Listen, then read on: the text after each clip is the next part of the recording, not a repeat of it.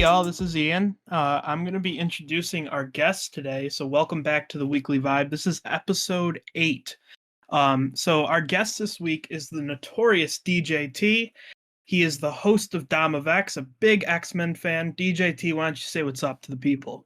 Hey guys, I hope you're all doing well. It is Sunday, right, as we're recording this. I hope everyone is well because we all need wellness and goodness in this weird downtrend world. I'm great. How about you? I'm good. Kev, how about you, my guy? I'm doing pretty all right. Glad to hear that you guys are doing well. Pretty ready to get this rolling. Yeah, let's jump right in. So this week we're going to be kind of talking about the first topic we'll be talking about is the greatest or our favorite scorers of all time. This is kind of going to be a Hooper episode. Yeah, I specifically went into mod chat and I told Ian the title of this episode, we're calling it Vibe Don't Stop. Like, we have to. Yep, exactly. Shout out to VibeDontStop. You have horrible takes. Just putting that out there. This is declaration of war. We are calling out Vibe Don't Stop. We don't like you. Pippen was just Iguodala. That's all he was. Tim Duncan, he was just a basketball player. He was just a basketball player, not a hooper. And if you replace Zach LaVine, or if you replace Giannis with Zach LaVine, the Bucks win. Even though they already did. That's just as simple as that. So, DJT, why don't you get us started with your, who you think the greatest scores are, some of your favorite. I remember watching, they had these like hardwood classics all the time up on NBA TV. When we got our first NBA TV subscription back, I think when I was like 10 or 11, they'd always have those old Spurs games on. I'm not talking about the Parker, Manu, Duncan Spurs of the early 2000s or even the 10s. I'm talking about the Spurs that had George Gervin on. And when I watch the guy, we all know he's a great scorer, and that's obviously the theme of this specific episode. What really appeals to me, though, is just how smooth he was trying to put in the ball in the basket, attacking the rim in transition. It's why he's called the Iceman. You got this guy who, again, very sort of one-dimensional. You don't know him for most of his defense, but if you needed a basket, if you needed to get the ball inside the rim, Gervin would always find a way to do it. There was something smooth, something so alluring about his game, not the power dominance like you see with someone like Shaq. More finesse. You could even compare Hakeem, I guess, to sort of the way that they go inside. It's not all about I'm going to straight up dominate you. It's more so try to finesse your way around the defense, get around people, and that's what I loved about Gervin, and I think that's why he's one of the best scorers in NBA history. Yeah, absolutely. I completely agree with you. He's he's straight up the smoothest player of all time. I feel just so silky the way he plays. He's just a tremendous scorer. Kind of reminds me of Kevin Durant a little bit. Just in the way he plays, very smooth. Durant's always been a very smooth player. He can't, we can hate on him all we want, but can't deny the fact that he's one of the smoother players. So yeah, that's a great one. I mean, he's one of the greatest scorers that's ever lived, point blank. Yep. Kev, do you have one? The greatest scorer of all time. I think one that gets kind of underrated as a scorer in casual eyes is I feel like some people really don't respect LeBron's scoring game enough. Yeah, I can agree with that. I think one thing that's great about LeBron is that he finds more ways to do this than just one. I think early in his career, you always saw him as get to the rim every single time, but there was always something so fascinating about just the way that he was able to dominate guys with his speed, his talent, running to the rim. And as he grew older, he got more cerebral with his game. Obviously, not just in terms of the passing department, but figuring out where the holes in the defenses are and being able to take guys one-on-one with knowing where the defense is positioned or how the guy is defending him. And I mean, we've seen him just pull up from mid-court and with those open threes, and it's just so awesome to see him scoring every single time. And he's going to end up on the 40,000 points list alone. I'd agree, big time. I mean, it's like his game is just so great. Like people see him like you said, as a one-dimensional rim scoring guy, but he does so much more. His playmaking with his passing, his gravity, it all adds to it too. It makes him so dominant. It's why he's arguably the greatest player of all time. I remember when I was a kid watching him against Kobe in the late 2000s. When that was for me the I guess the highlight, one of the two highlights of the year, because the Lakers and the Cavaliers only faced up against each other twice a year, right? Once at home, right? The other home. But you get someone like LeBron who knows how to not only pace himself. It just seems like he's scoring 23 to 28 points a game every single night that he's on the floor. And to be able to do it the way he has been doing it for as long as he's been doing it I think I agree with you, Kev, doesn't get enough credit as far as LeBron goes. And it's something that we take a lot for granted, but it's just become pure greatness. And none of us, I think, are appreciating it enough in the moment. I'd agree. And for the more spicy question, one that I was debating in another server the other week, between LeBron James and Kevin Durant, who would you rank as a better scorer all time? Oh, God. I feel like that's a spicy question to ask. That is a great question. What do you want? I think here's my question. What do you want? I think in terms of shot, I mean, it's obvious Durant is better in that department. I've seen him pull up. He takes these seamless pull-ups where he's like 25 to 30 feet away from the rim. And because he's 7 foot, he towers over these smaller guys.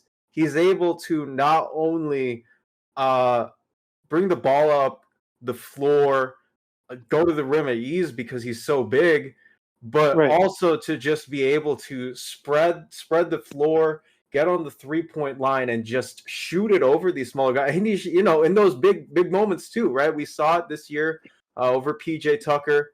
We've seen him do it in the finals against LeBron. In terms of pure scoring, I'm tempted to say Kevin Durant. I really am.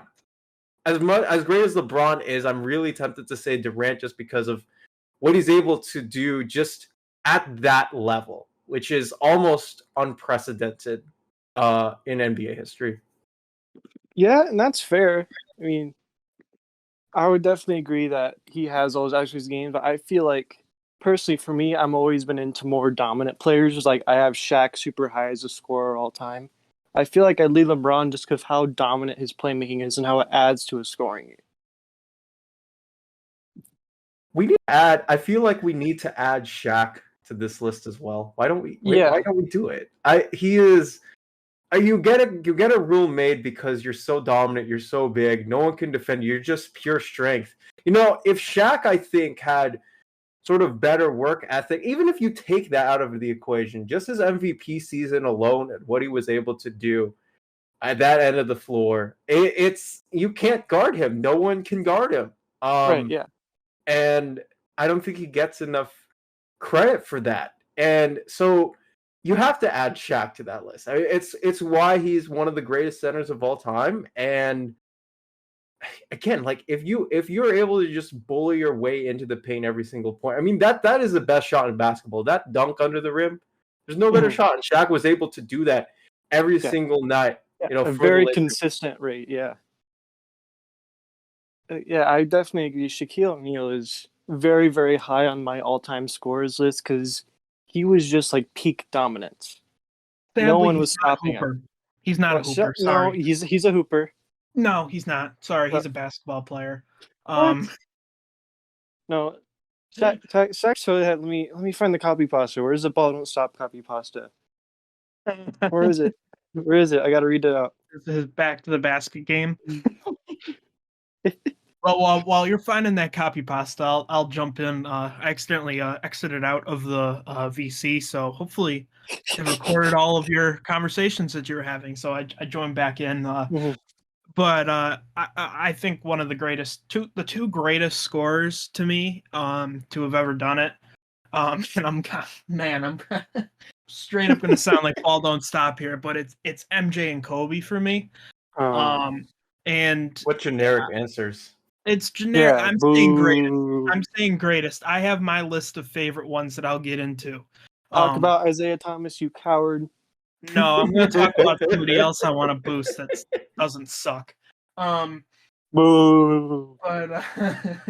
But just for starters, Kobe and Michael Jordan. I mean, they were just pure scorers from the maybe not Kobe from the start, but MJ was. MJ, besides only a couple others, was able to finish his career point per. I know it's points per game, but I think it was with Wilt, the only other one to score 30 points per game for his entire career. That's something. I mean, he was dominant until he went to the Wizards, which we all know about that. But I just feel like I understand it's generic. Can we take a quick detour here? I feel like no one ever talks about MJ being on the Wizards, and it's sort of like a detriment because I mean, we all know what MJ has done. I think that's been well documented. If you talk to any guy on the street, they'll know who Michael Jordan is and what he's done for the game. But no one ever counts those Wizards years, and I feel like that's not fair because he did play, he did perform on a basketball court while he was in a Wizards uniform. So why don't we ever count that against him? It's just like, oh, we forgot about it. I can understand that. He was also old as shit. So I mean, it's not like I'm gonna really hold that against him. I'm gonna think about what he did for the Bulls, what he did for the game of basketball in general. I mean, it's just incredible. You know, and I feel like there's been 3 or 4 players all time who have had the impact and have been great scorers like MJ. And you know, I think we can't go without saying that Kareem is one of the greatest scorers ever either. Yeah. I think that one's a really, really, really, really cool one. He's I think that's more so a question about like longevity versus that's what constitutes you as a basketball player. Yeah, I think that I truly believe that Kareem has the best longevity. I think it's going to be close with LeBron. I think LeBron will end up passing him all time in scoring. But I also think that for right now, you can't disregard Kareem who has the best longevity of all time and was so damn good for so long. Like even in 1987, Kareem was like God knows how old. He's still putting up insane numbers. And you know that 87 team was one of the better teams of all time. And yeah, he was 39. He put up 17.5 points per game. And then the year before, 23.4. I mean, he was the epitome of scoring for that era. In an era that, and he played in the 70s in an era that was somewhat bad, kind of bad. So the NBA almost died then because of all the drug problems and the issues it had, the ABA and all that. Yeah. Shout out to the conversation all-time discussion earlier. Like, did you read it, Ian, earlier? No, there were. I'll read it out real quick. But, there were some YouTube comments. So wasn't this there the was era of crack and drugs? So From YouTube comment, Fatal Sniper 34 at 70s fans. 70s and defense in the same sentence. Am I dreaming? 70s defense is trash. I am a fan of the sport, and the 70s is a black mark on basketball. Minimal teamwork and no real stars. The 70s was so bad that even Kareem went AWOL for a while. Bro, what? And then he's talking about Randy Smith. Like, Randy bruh, was so what? good and such a Bro. star. Why did he only have 2 good postseason runs? Yeah, I mean, I think that Kareem saved basketball during that time. To be fair. But not to get too far off topic, I would add him to one of my top scorers. So MJ, Kobe, Kareem, and then I also think we cannot go without saying James Harden. Yes. Yeah, I My agree. God. I mean, when you do something that only Rick Barry and Will Chamberlain were able to do in a completely different era. Right. I mean, I think nowadays, with the shot clock compared to, having none, obviously a 3-point line there, and teams being able to be, I don't know, just more cerebral, more smarter on one end of the floor.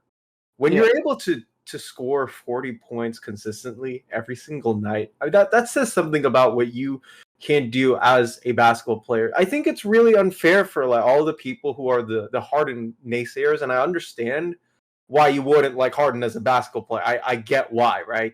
Right.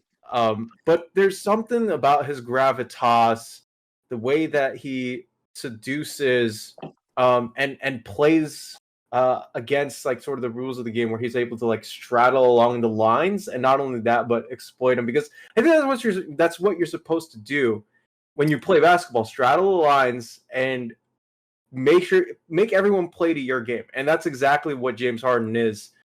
He is a bona fide hooper. I don't think there's any question about it. This guy is able to play the offense to the tunes that he wants, and you only get so many of those players in a generation, and he's one of them. So have him, he's awesome. I think I think we all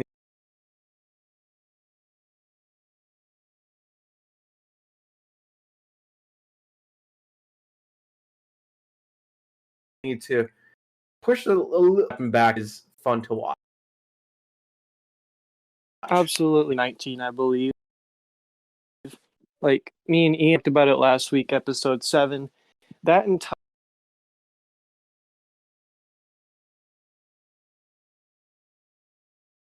season was built from Harden's year.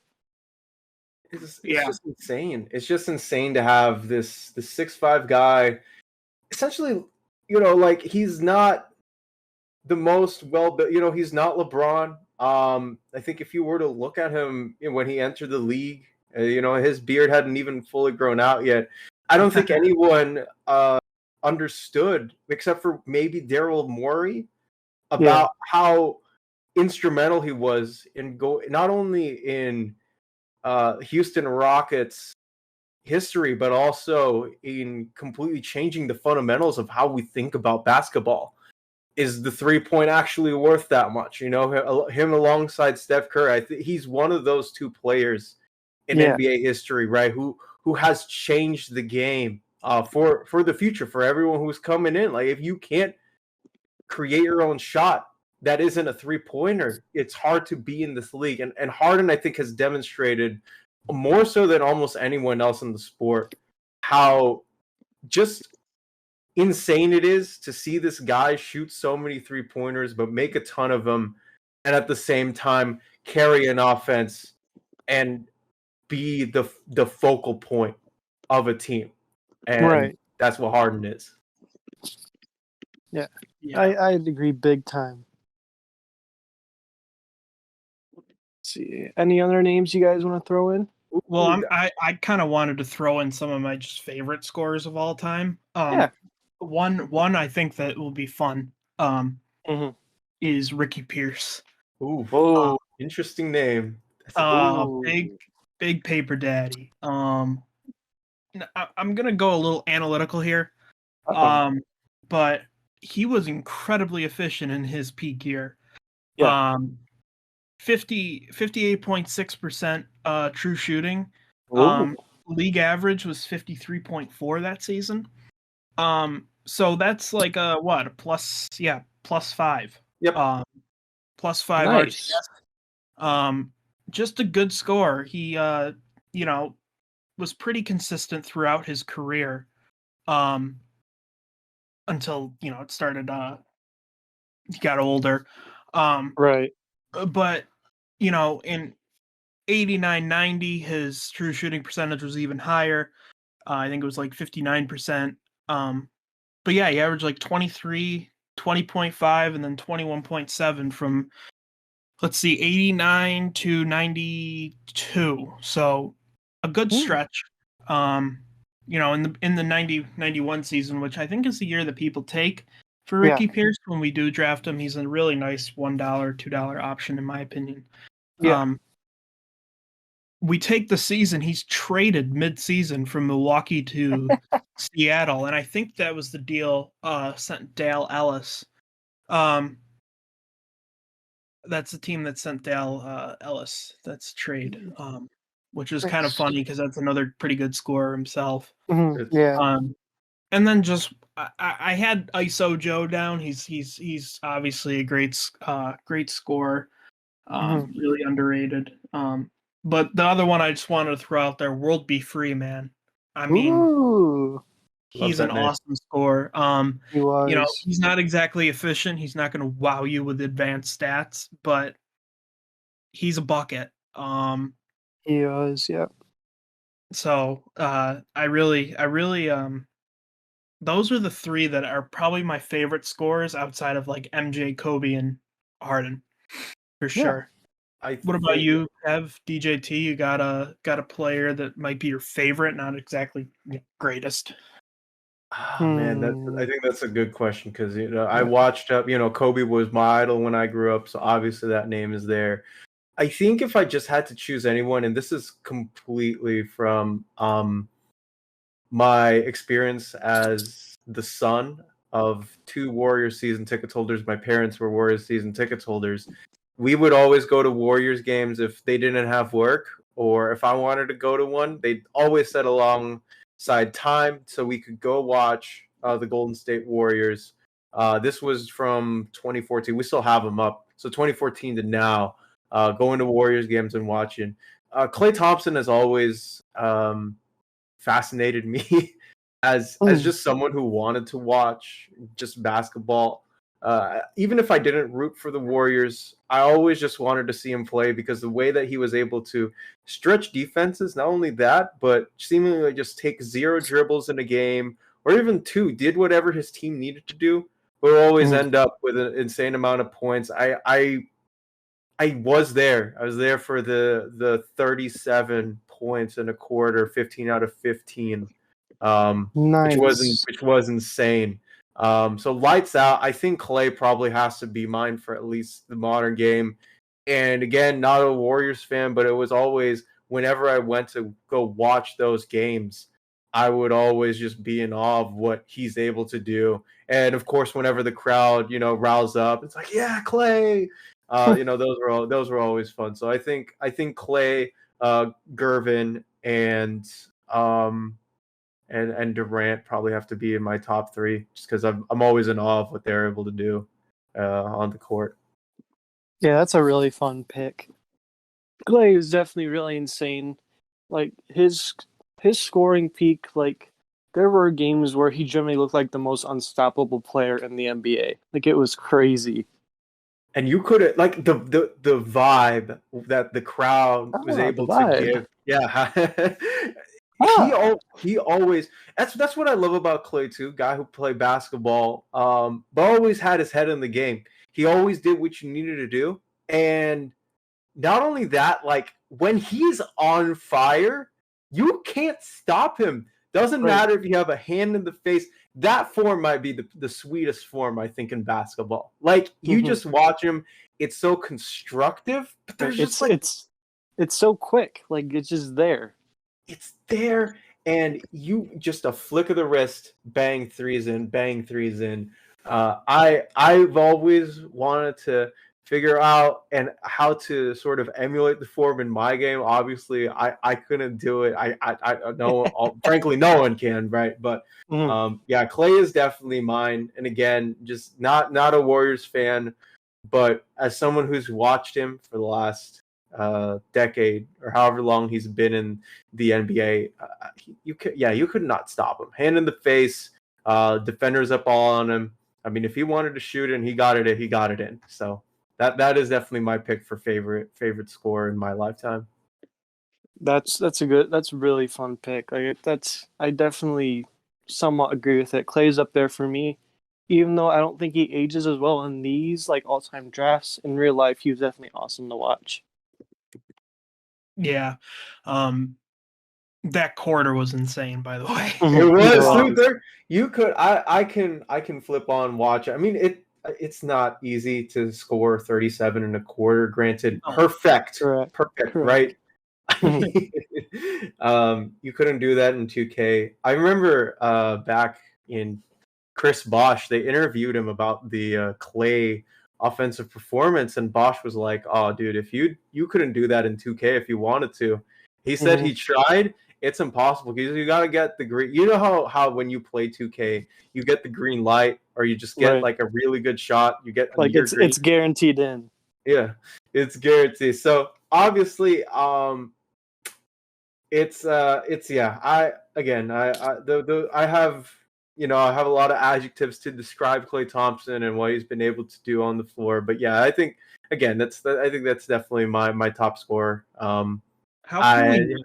Yeah, go ahead. I was just gonna say, like, how can we ignore Steph Curry as the greatest scorer? That's one thing too. I mean, again, I think we've also gravitated to, like, you've got little kids who they want to shoot like Steph Curry. I see these like 8-year-old kids. I'm playing basketball in my gym, and these 8-year-old kids are going in with their older bros or their dads, and they're shooting like these deep threes, and I'm like, man, like.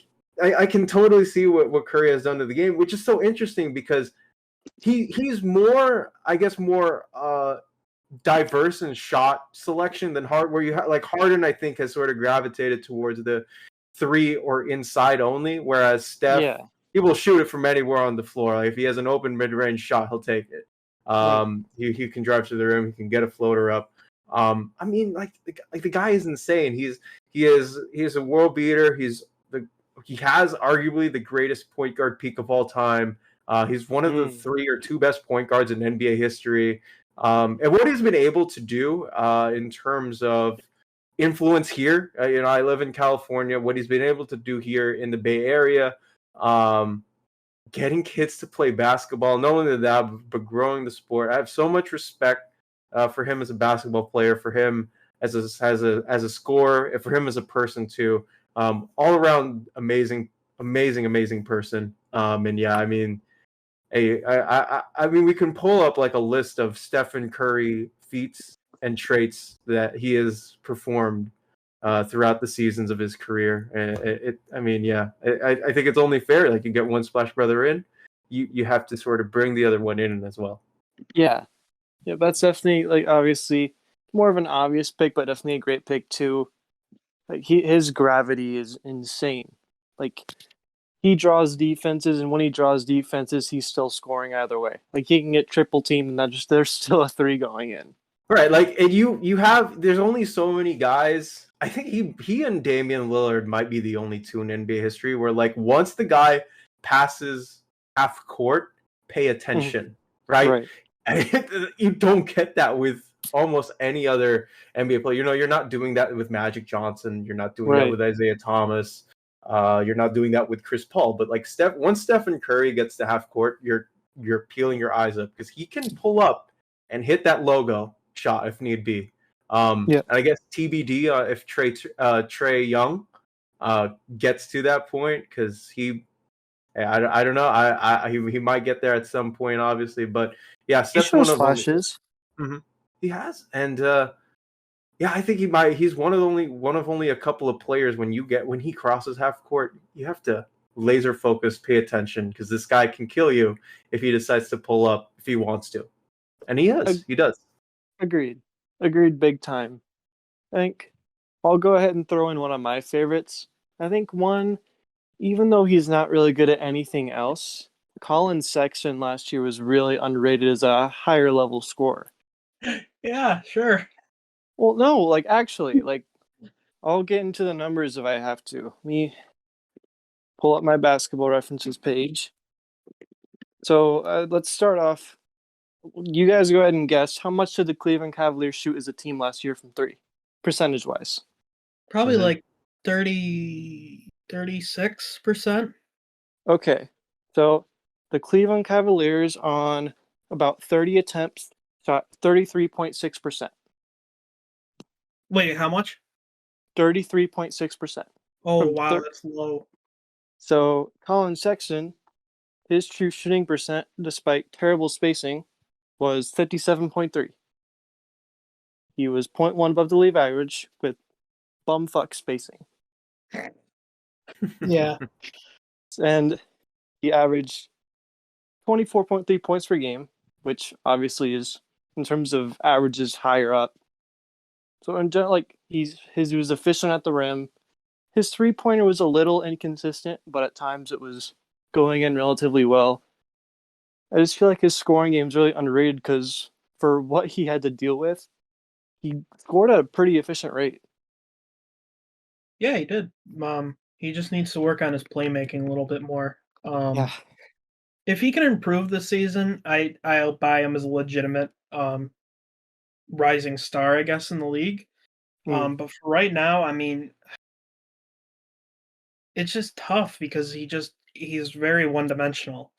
Yeah, that's the thing. Like his scoring game, I'm not ready to call it elite yet, but I'm ready to call it like higher level because 24 points per game on slightly above league average true shooting with a team shooting less than 34% from three in 2021. That's pretty interesting. Yeah, for sure. Should we move on to the next topic here? You know, can we do like a quick impromptu, like just a quick Sure. impromptu? Yeah. This is because while we're here, because this happened earlier this afternoon, and I can't stop thinking about it. We had the Grizzlies trade Bledsoe to the Clippers. Yep, the worst trade I've ever seen. For Patrick Beverly, Rajon Rondo, and some some prospect. I'm not sure what. I mean, don't it know. really is a lose-lose in my opinion. Although a two that can play defense next to Ja is not bad. Yeah. So I feel like Ja Beverly is kind of cool. It I kind of is. it, but I just don't understand. I just really don't understand what the Clippers' motivation here is for getting Bledsoe. I mean, have they not seen his playoff out? They need playoff help. We have seen the Clippers be good. We have seen them be good for the past decade. And what does Bledsoe bring in a playoff setting? Nothing. So why do the trade? I don't get it. No sense. It's even worse that it's entirely overpay. Like I would rather have Patrick Beverly than Eric Bledsoe any team. I agree. I think I agree. Pat Bev is the type of guy that you hate when he's facing your team, but when you get him, you're like, yes, yes, Pat Bev. But like, yeah, I mean, I'd like to just chalk up Bledsoe's year with New Orleans as a down year, and that he can rebound from it. Because he was dealing with probably the worst fitting team I've ever seen in my life. He did not fit at all with that team. No. So I like to try to think positively that he'll do all right. They don't really need some crazy point guard. I mean, they got Reggie Jackson. Yeah. I'd assume Reggie Jackson is going to be the shooting guard. Probably. So, you got to deal also with Kawhi being out. It's just kind of it is an odd trade. But I think it's interesting. Maybe it will bring back the grit and grind era of Memphis basketball. Pat Bev becomes the grind father too. Yeah. Kind of like Tony Sure. Allen. So it's kind of cool. They're a tough. Memphis is going to be a tough team. I feel. It'll be interesting to see how they end up because I feel like they got a better defender in Adams, and he's a better fit there. Yeah. And he's just Adams is a tank. I mean, you can talk to any NBA player; they think he's the strongest player in the league, Right. and that includes Zion. So I think that it's a good deal because their defense is improved. hmm And I think Jaren Jackson Jr.'s defense is going to be fine too. So just thinking off the top of my head, the starting lineup would be what? Ja, Pat Bev, Dylan Brooks, JJJ, and Adams, right? Right. Yeah. That That's what it most looks like. likely. That's not Defensively, that is bad. really nice. Yeah, Yeah. that's not a bad lineup. The question is will they be able to um repeat what they did last year? And I'm not sure they can. Oh, I Yeah. forgot about Kyle Anderson. I feel like Kyle Kyle Anderson Anderson. would be Yeah, starting. it'll be fun for what's his? I keep forgetting the Grizzlies head coach, and it's not against the Grizzlies head coach. Taylor Jenkins. Taylor Jenkins. I give him a lot of credit for what he's done with these because this young team fights. They'll be in the mix. You know, I'm really impressed with what they've been able to do with their player development and figuring out how to get all these young guys entrenched in the system. And I think when you bring in Patrick Beverly to something as young as this team, you can have a veteran presence in there, spark a light. You know, maybe in some of those when you're getting in there, you're getting in there with some of the lower seeded playoff teams, and you need that push. You know, I think Beverly will help in that situation. There's a lot. I think there's some positives that they can take from Pat Bev being there. Obviously, I think Bledsoe's contract ends this year, so if they decide to move on from Bledsoe, they can, or the Clippers, I should say, rather. A If Leonard doesn't play next year, which is probably going to happen, Bledsoe can maybe score a couple points, but again, it's just a really weird fit. Yeah. It's just a really weird fit, and I don't know. I guess we'll have to see come next year. I just don't know how to I'm feel about the almost trade worried for at the all. Clippers this season. They're not really going to have Kawhi, and now Pat Bev is gone. Yeah, they kind of lost their energizer in Pat Bev. Yeah. I don't know how they. I really don't know. Um, I do think that guys like Terrence Mann and Reggie Jackson will improve. Reggie's fresh off a new contract. He played amazing in the playoffs. Mann had that insane game. I think those are things you can build off of. So I feel like they'll be okay.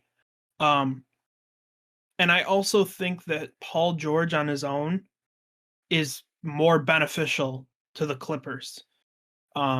He played so much better when he was just the only guy. And it wasn't like he had it wasn't like he was in the bubble. He Right. was legitimate this playoffs. He was very good. He was. Yeah, I So almost wonder. Like, I almost am holding out hope that maybe this year with Paul George playing on kind of Paul George's team, that maybe this becomes the new year for him. yeah, I think that won't be the case, but yeah, there's a chance. We'll I think. We'll have to see, right? Yeah. I mean, last year I think it's arguable that both him and Kawhi peaked on offense as players. Kawhi's playmaking got a lot better. Yes. For sure. But as he got older, defense does tend to take a hit. Right. So yeah, I mean, it'll be interesting to see what the Clippers end up with. I don't really know. I'm just looking forward to Kings basketball. Yeah. We're gonna do great. Rip you, bud. We're gonna make the playoffs. You heard it here first. Heard it here first. Fair enough. Kings Nation. Kings Nation. I'm speaking to you. We're gonna make the playoffs this year. We have a legitimate defender in Davion Mitchell now. So you wait. And we got Rashawn Holmes coming back. Oh, Let's go. It's not like every other team in the West got better this offseason, but you know No, what? the Clippers got worse. The Clippers got worse. Maybe they'll miss the Clippers, playoffs. You still have Clippers got. the Clippers got worse, but you still have the Maybe the Warriors that got Lakers got worse. Kev. no. I'm gonna No, the slap you. Lakers got better. The I'm gonna Lakers slap got you. way I'm better. gonna slap you in the face, Ian, if you say my Lakers got worse this offseason. No, Bro. I thought Kev said that. I think the Lakers got What? way better this year. What? What do you mean?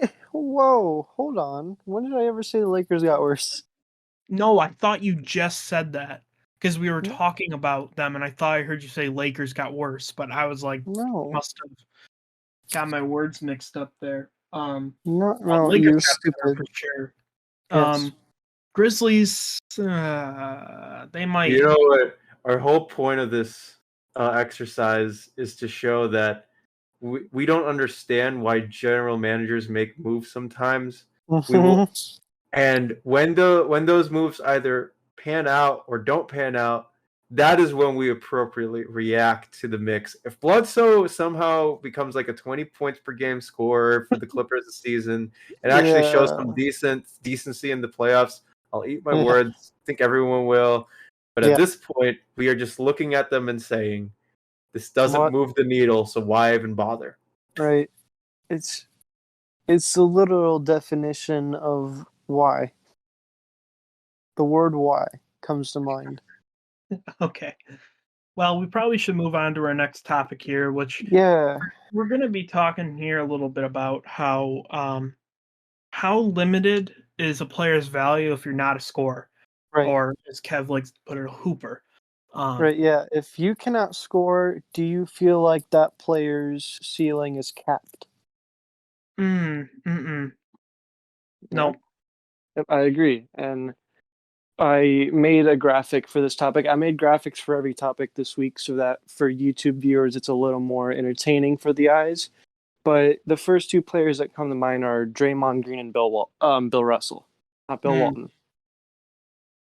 Like, you look at Bill Russell and Draymond Green, both elite defenders to where they're impacting the floor limitlessly, and it proves that there's no real cap on them.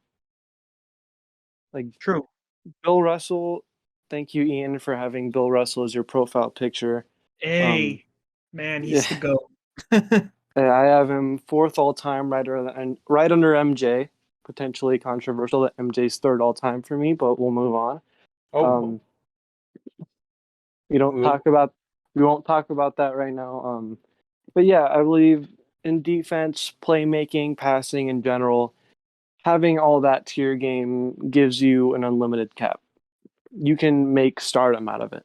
I agree. I think it's the interesting case, especially with Draymond, again, from someone who's watched, or one of the many people who have watched the Warriors. I think all of us have, in the past however many or so years. When you have a guy who can pretty much do it all and not have to worry about scoring, it gives you sort of like, just someone to lean upon. Like, if you can't go back on defense, and go, like, we have so many guys, I think, in the league who are one-dimensional. They go out and can create their own shots, but they do nothing else. They do nothing right. They can't stop a guy on the other end. They don't have the vision or don't have the ability to create plays, go on cuts. And when you have someone like Draymond, who's been the linchpin of fantastic Warriors teams, when you have someone like that who is able to impact one side of the ball, even both sides, right? Because again, like, you have the playmaking and also one guy who can pretty much stop or command one side of the floor. Right. I think it's sort of alludes to the fact that you don't need to be a 20, 30 point per game scorer to have your team win every single night. Or if you are a basketball player and you can do everything else on the floor, like, if you can have all of your other four guys be awesome on one side, you can have them, scoring or spreading the floor, whatever it may be. But I think having in line with if you are a basketball player and you can score, that doesn't mean it limits your value. I think it's the opposite. You can work on other parts of your game and you can show up on that other end and say, I can play basketball too. Right. Yeah, I agree with that. I think another name that's interesting. Another thing that's interesting is Shane Battier. Shane Battier, yeah. I think that his impact defensively, and he has some good value on offense. He's a good shooter, but that's not where his value comes from. Right. His value comes from his elite as fuck defense. Yeah. Yeah. See, DJT had just slipped. I'm sorry. No, I completely agree. Like Shane, I love Shane Battier. This is why I got him. I think in one of my recent all-time drafts. Yes. It's the Kobe team. I have him as my power forward. You have Shane Battier on your team because of two things. He can space the floor. He has the ability to shoot three, but he's not a guy who will score 12 to 15 points a game. Like that's not his right. forte. You're getting him because he's able to switch. He's able to stay in front of some guys who like he can stay in front of, say, like someone like, I don't know, someone as big as Karl Malone or someone more mobile, because he can move around a 3 or 4, even put him on a shooting guard. He's able to guard those positions. And when you have flexibility like that, it takes off the load of some of your other guys. Like, have him next to a LeBron or a Magic Johnson or a Larry Bird. He fits in with those guys perfectly because they're still able to do what their primary jobs are doing, whether it's creating plays for other guys on the team or scoring the basketball. You can now sort of like have in the back of your mind, like you got Shane Battier helping you on the weak side or the main primary ball handler. He gives you so many options to just let LeBron or whoever else is on your team rest. And again, I think it's to that point. You don't need to score all the time to be worthy of being high in an all-time draft. Right. Yeah, I absolutely agree. Like it's like I don't get it. Some casuals, they'll go like, Bill Russell, he didn't have a mid-range turnaround fadeaway game, therefore he bum. Like, no, not how that works. That's not how that works. Absolutely. Like, Kareem, I respect the heck out of him for this. I remember when Andrew Bynum, he got traded over to the 76ers, and Kareem Abdul-Jabbar was talking in tandem about what he saw out of Andrew when back when he was a development coach for our players. He told Bynum this, and he said that the reason why Bynum didn't succeed was he told him when he got first to the Lakers, I want you to go watch The Art of the Block by Bill Russell, which highlights his just how great he was on that side of the floor, but also getting into good defensive position and being there when the shot's up, where to put your hands, how to stay in front. And that's what he said sort of limited Bynum as a player because he didn't adjust to the tone of Bill Russell. Everyone should go watch that video, by the way, whoever is listening or watching this podcast. Search up The Art of the Block, Bill Russell, on YouTube. It is a great video. You guys won't be disappointed by it. Russell I've drafted him many times. You get the right guys around him. You get guys who score and who space the floor. And you have one of the best anchors I think we've ever had, like arguably the greatest anchor on defense in NBA history. And that I think that speaks to sort of like the talent that he's had, but also just again, like the right guys around him, but also again the ceiling he has as a basketball player. I mean, there's a reason to why he's normally $32, $33 in all-time drafts. Right. Yeah, his defensive leadership, his anchoring, his impact was just so insane. Like no player since Bill Russell has matched him. No one will. I'll probably throw in I'll throw in Hoop Venues. Shout out to Hoop Venue. Good venue. I love that guy. I'll throw in his graph that showed Ooh. Bill Russell's defensive impact and just how it's just not even close. Like no one's Yeah. close. And I think it's time that people in ATDs, just going a little ATD brain here, start respecting the fact that Bill Russell's a clear outlier. Bill Russell can do anything he wants on defense.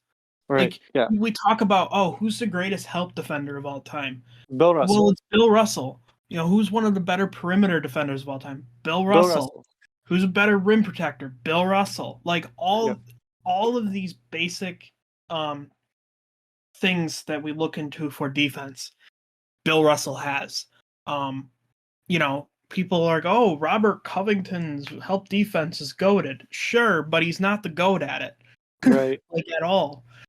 There's only one Bill Russell that exists in this world. I'm really glad that he was able to bring his God-gifted talents to the basketball world. Even if he is a Celtic, even if that stings me, I recognize the amount of dominance and respect he has to be given whenever he faces up against another. Like he can guard Magic Johnson.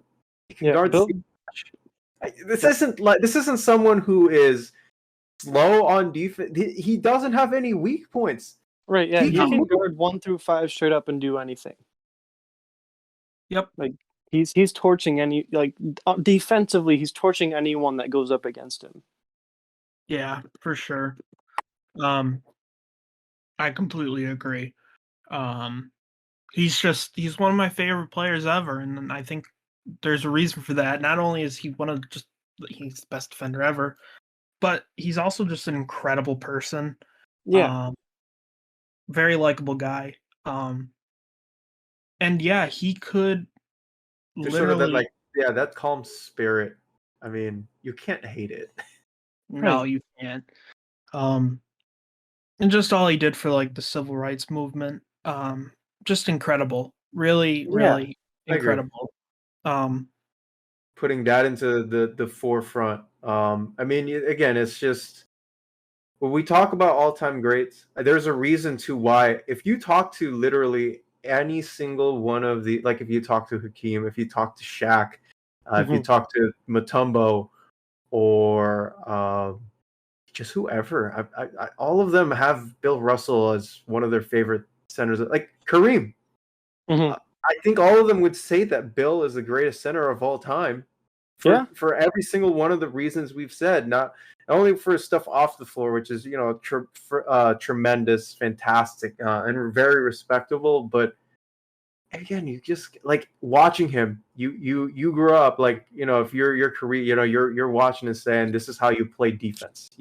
If you were to open up a textbook on defense, if there was a book written by Bill Russell on how to play defense, I mean, I'd buy 5 copies of that and ship it off to every single person here in the server, here wherever. I mean, he's just that amazing on defense. So the notion that you have to be a scorer or that your ceiling as a player is capped because you can't shoot a basketball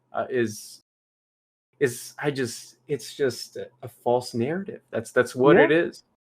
Yeah, I agree, big time.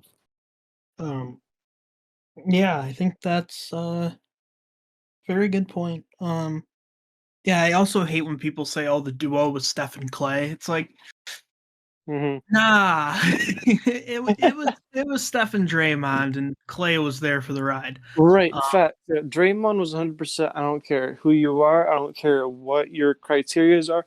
Draymond Green was the second best player on those Warriors teams. No doubt in my mind. I think when KD went there, he was the second best player. No. But I think not including KD, not including defraud. Steph, Clay, Draymond, straight up. Draymond's better than Clay. Yeah. Okay. That's fine. I just don't think he's better than KD. Well, no, because I'm not talking about the KD teams. Well, you said all the Warriors teams. Oh, those not all the Warriors teams. Those Warriors teams. Right. Okay. The one that choked in the finals to Yeah, LeBron. Heaven, they're fraud. Uh, They're stinky. yeah. Yeah. Well, I'm trying to think if there's any other players where their value is just that good, that they don't need to score. Yeah. I'm Me. I think okay, there's another good example of a player that he didn't need scoring to be impactful. Um, I think Michael Cooper is a good one. Michael Cooper's a good one. Um, a big part of that Showtime Lakers. Yeah. I guess you could throw one of the better defenders of all time, even though offensively he was a negative. Nate Thurmond was pretty good.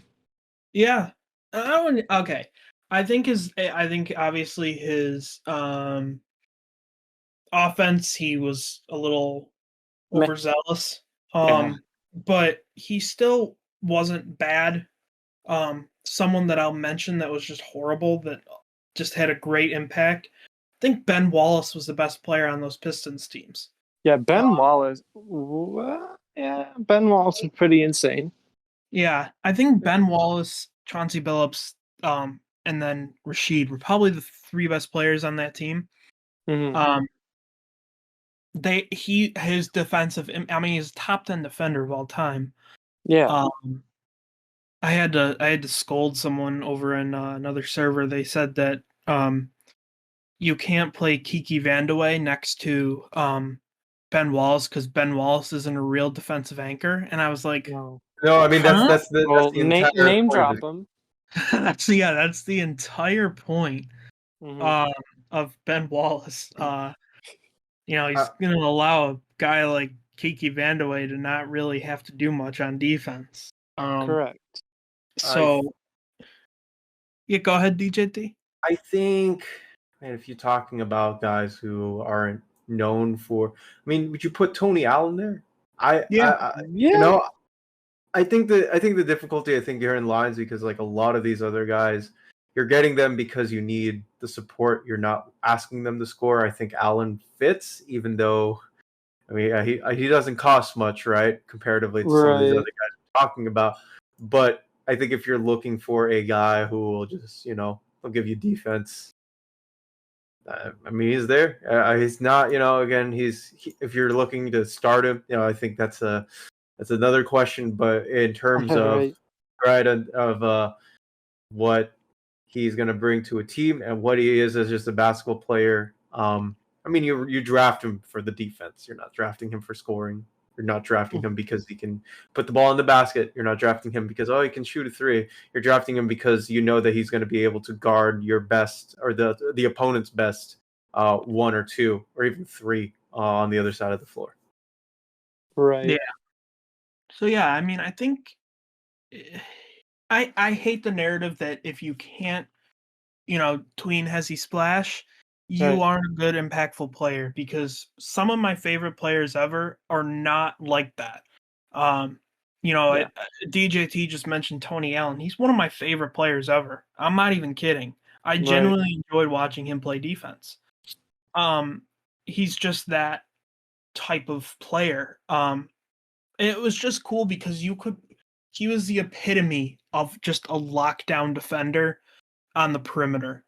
Like, just the epitome of locking up one guy, one star, and can take a series away from somebody. Yeah, I mean, I just hate the narrative that ball don't stop spreads. That Yeah. that Chris Middleton is a better player than Giannis Right. Antetokounmpo just because he can tween Hezzy Splash. Right, because he has that deep bag. Yeah, you don't have to have a bag to be the best player in the league. I think Giannis has a bag. Nobody can stop him. Like, straight up, he drives in the paint. You can't stop him because Right. one, he's physically stronger than you, and two, he's straight up longer than you. Pause. Right. But Pause. but I had to say that his wingspan is insane. He's like he's a freak. That's his nickname, Greek freak. Right. So I just hate that narrative. That you have to be like a Zach LaVine type or an AI type, Like, to and be valuable. you're the best player. Mhm. They're valuable in their own right, but you know, not in terms of impacting an entire game or series or team. Mhm. I mean, somebody who is not a hooper again is Bill Russell. Not at Yeah. all. And he won 11 championships Yeah. as the best player on that team consistently. Yeah. Just ridiculous. I think another name I'll throw in here just as a last name from me. Another player who fits the bill of wasn't a high volume scorer but could do everything else. Andre Iguodala is pretty high valued in these. Yeah. Oh yeah. Especially later Iggy. Um, Mm. I really feel like his time with the Warriors was pretty impactful. It Um, was. he's heading back there, right? Yeah, he is. Yeah, that's right. He's got to protect Steph's legacy. Yeah.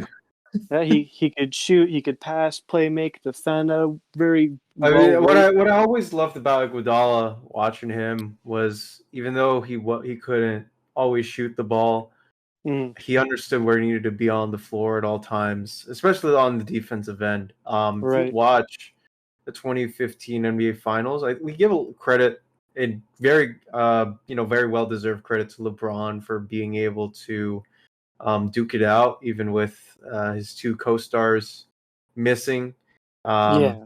and again, LeBron's LeBron, but watching Iguodala play against him and putting his arms out, understanding where he needs to be on the floor, staying in front, able to switch.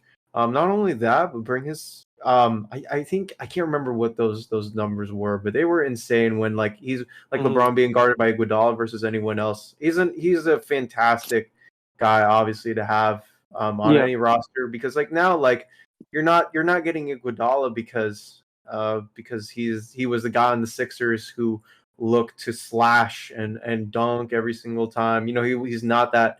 He doesn't have that athleticism anymore. But you're getting him for being mentally focused and knowing where to go every single time, deep positionally on the defensive side of the ball. That's what you have him for, and he's still very much a plus on that side. And I mean, Iggy's Iggy. I think that's a great name to put out because and in those later years and now that I think past Denver when he got to Golden State, I think it was 13 or 14. I think it was 14. Mm. He definitely less known as a scorer and more as a guy who was able to go up against your best wing or best guard and get them irritated, get the other guys irritated. So I think that's Right. very well deserved. I mean, like Iguodala, he was a 2015 Finals MVP for a reason. Like I know there's like the whole thing among casuals that Steph Curry was robbed, but not really. Like not really. Iguodala was a menace that series. Wasn't the whole premise was that he locked up LeBron even though he really didn't? He didn't lock up again. Like if you look at Mm. those stats when he's guarding him versus when the others man, I think if Iguodala did not exist on the Warriors, I think he'd have like a 50 or 60% field goal percentage in that series. Mhm. He obviously Yeah. didn't. And Mhm. LeBron, I think if you ask him now, I think he would definitely tell you how much Iguodala guarding him changed sort of the way that he approaches those half court offensive sets as well as Right. again facing him in those series. You Mhm. put Harrison Barnes on LeBron. I mean, there's a huge difference, huge Yeah. difference in how Yeah. that series plays out. Mhm. Absolutely. LeBron probably gets his ring then. He does. I think he does. If Iguodala was not traded to the Warriors, and if it's Harrison Barnes going, oh no, I think that'd be an all timer like what 38, 12, and 11 for LeBron. Gets his first final. Yeah, it'd be amazing. Kevin Durant It probably would. doesn't join because Yeah, they win the next probably. year and Mhm. all is well. Yep. Yeah, I'm trying to think Andre if there's any. Iguodala ruined basketball. Damn. trying to think if there's any others that I can think of off the top of my head. Iggy was obviously a really, really good one. Mhm. I even think somebody like Sheed provides a lot for you on the defensive end. Mhm. It's crazy to think that Rasheed Wallace was never on any defensive teams. No, that's so dumb. Yeah. So I think that he's one of the and the reason why we do take him so much in ATDs sometimes as early as second round is because he's so valuable on that Yeah. defensive end. And it's Mhm. also crazy to think he's taller than Ben Wallace was. Yeah, right.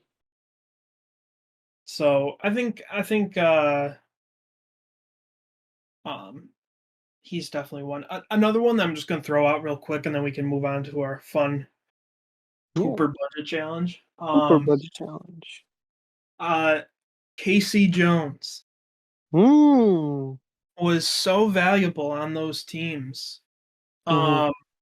In with Bill, I mean, on the perimeter, they had. I know Bill was probably a better perimeter defender, but if we're just speaking in terms of positions, I Mhm. think Casey Jones was the best perimeter defender of that era. And then you have Bill Russell, who's obviously just insane. Right. And Casey wasn't really providing you with anything on the offensive end, but it didn't matter. His defense was that good. Mhm. And I think he's an interesting one. Yeah, absolutely. Shall we move on? We Yeah. do need to move on. We should talk about these teams Yeah. you've Get created. to the budget challenge. So for this budget challenge, it's called the game. The game is a bucket. Yeah, the So game is a bucket budget challenge. we have to draft a $100 team of 10 players who've averaged at least 23 points per game or more in a season. Mhm. As always, we'll let our guests go first. So DJT, hit it with us. What's your team? So this is interesting because I was told by my boy Ian that these teams had to have the guys scoring 23 points per game or more. Yes. Um, and so I upped the ante and I was like, what if I drafted all of these guys who scored 25 points per game or more? Ooh. So I got my team. We got Goodrich, we got Beal, Ray Allen, Kiki Vandeweghe, Shaq as my anchor, as my I need them to be there. Trey That Young, defense. Alex English, Dominic Wilkins, Bob Pettit, and Jordan Mikan. Now I'll tell you this: I am not expecting to play of course, you're not going to expect any defense from most of these, if not all these guys. I think the only one who's above average on this team, on that side of the floor, is Shaq. Everyone else is suspect. But you know what? I can score. That was the point of the exercise. My team can score, and that's all that matters. Oh, you're scoring 250 points per game and allowing 260 points per It's game. okay. You know what? If we can score that many points, we will be amazing. I mean, comparatively, every single other one of the points per game average for all those teams will be rounded down because they're going to face other teams. But when you face mine, Mhm. we're just gonna kill you. We're just gonna kill you on the scoring. We just put our hands up on defense and just pray they don't make it. That's how it's gonna work. Oh yeah, that's definitely like offensively. That's obviously a really great team. Like the major knock is that defensively, Defensively, it is a question mark. Michael Carter Williams could score on you if he wanted to. Like, Hey, don't diss my Syracuse boy, all right? MCW yeah, is the rookie of the year, Kev. Rookie of the year. Beat that. Yeah. Okay. Why don't But you he share won. your He why won don't you Rookie of the Year because of one game. and issue?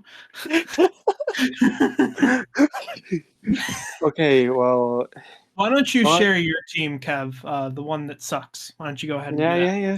Shut up. Okay, so On to my totally better team. I have Walt Frazier, Lou Hudson, Jalen Brown, Kevin Garnett, Karl Anthony Towns. Then off my bench, I have Earl Monroe, Elgin Baylor, Mark Aguirre, Julius Randle, and DeMarcus Cousins. Wait, so who was the first player on that team? Walt Frazier. Walt Frazier, are you sure? Yes. I'm not reading it for you, Ian. I'm sorry. I put Walt Disney just for Yeah, the viewers out there. he tried to get me to budge. I wouldn't. That's So a yeah, good team. Good defense. mhm. Sus bench. I'm just gonna Yeah, throw that out there. That bench yeah, is sus. But mine's yeah, probably gonna be more sus, so it's okay. yeah. Not as bad as my defense, I'll give you that much. Well, yeah, that's the thing. You have like Walt Frazier and Kevin Garnett anchoring your defense is pretty much good enough. Yeah, for sure. I mean, you got Mhm. probably the GOAT perimeter defender, and you got you got a really versatile GOAT defender in Kevin Garnett. Yep, and Jalen Brown can hold his own against wings too defensively. Yeah, as long as he's not doing help defense. Yeah, that's a yikes. Yeah. Shout out Cardiac, by the way. I finally took Jalen Brown a budget challenge. I love you. He still sucks, but I took him this once just for you. Hey, Cardiac has made me actually really appreciate Jalen Brown a lot, so I'll give him that. Yeah, I appreciate the fact he sucks. Oh, okay. Yeah. It'll be fun to see Jalen Brown not play under Brad Stevens. That'll be interesting. I'll just say I that. agree. I agree. Mm-hmm. That'll be very interesting. Yeah, I like that team. Thank you. So, It is. so I go was ahead. talking about this. I was talking about this with Ian not too long ago. I was like, you know what? If we had, I'm not really high on Karl Anthony Towns in all-time drafts, just because I just don't really understand what the. Oh, he can make a dribble pull-up three-pointer, okay, but what does he do on defense? Because again, he's your last. The center is always your last line on defense, even in today's NBA. He's still your last line defense. I agree. And so I was like, the only way that I really I want to see Towns in any ATD starting is if you have a power forward who's good on defense covering him. And I think that I said that if you have Garnett against Towns, I mean it's a match made in heaven, because you get Garnett, who is able to protect Towns on that block while holding his own, while Towns gets to do his shenanigans and offense, for lack of a better word. So I really do like this team. I like the makeup. Obviously, I'm just really in love with Garnett and Towns. It's perfect. The two best Wolves of all time team. It's cool. I like it. I really like it. Thank you. That's true. So I'm gonna give a little background. My team name is the Entertainers. That's shout out to Rucker Park in Harlem, where a lot of fantastic basketball players were born. They have a tournament every year, the Entertainers Basketball Challenge. Kareem Abdul-Jabbar played there. Tiny Archibald, numerous other great players have played through there, including Kobe Bryant, which is why that's why I named this team the Entertainers. So a point, I got Michael Jordan, 1991, $45. So right off the bat, I'm spending almost half my budget. Yes. Then I went with MJ's heir to his throne, probably, in terms of play style. I went with 0203 Kobe Bryant, $35.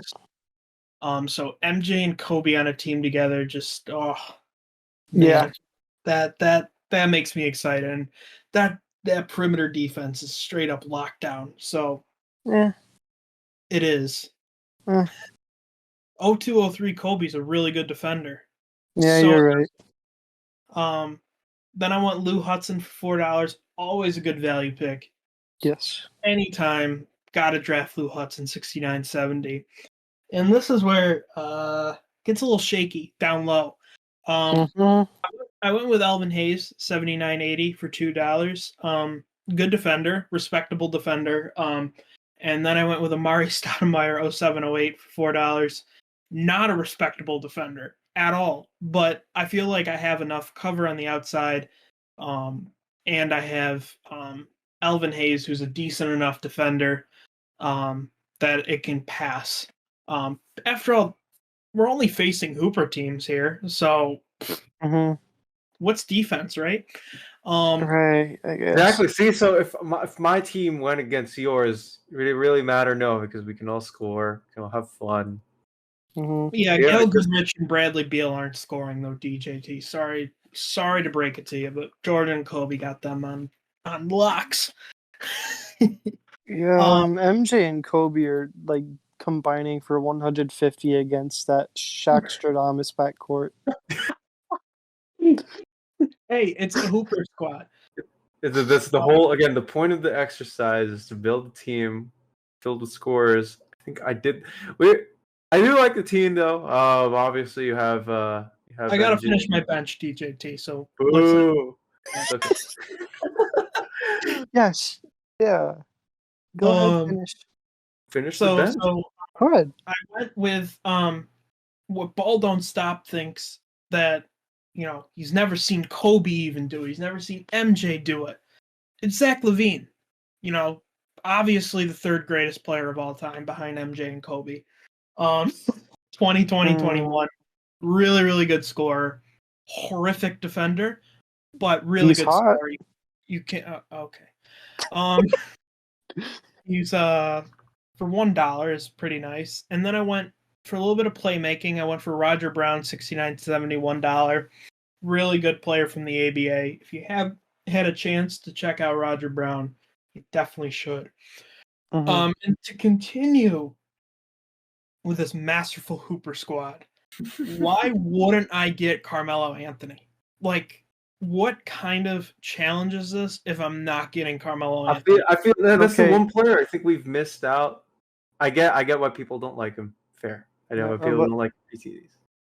No, but you have to understand that when Carmelo Anthony hogs the ball at the half court and is getting ready to self-create his own shot, Michael Jordan and Kobe Bryant are going to jump him. Like, they're going to jump him. Carmelo Anthony is going to die. Jordan, I don't know if Kobe would, but Jordan definitely would. Here's Jordan the thing, would kill him. The thing is he's not going to be in when those two are playing. Yeah, I hope not. and then for the front court here, I went with a kind of a new player. I want to shout out one of the more intimidating players of all time.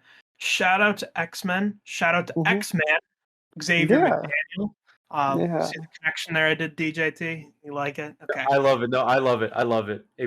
Yeah, let's see. Where did I take him in my $1 solo draft? Mickey Mouse He draft. shut up. He went with pick 111. Nice. He's up there with initiators in terms of aggressiveness. He's just one of the better players for that type of prototype. Just a really good player.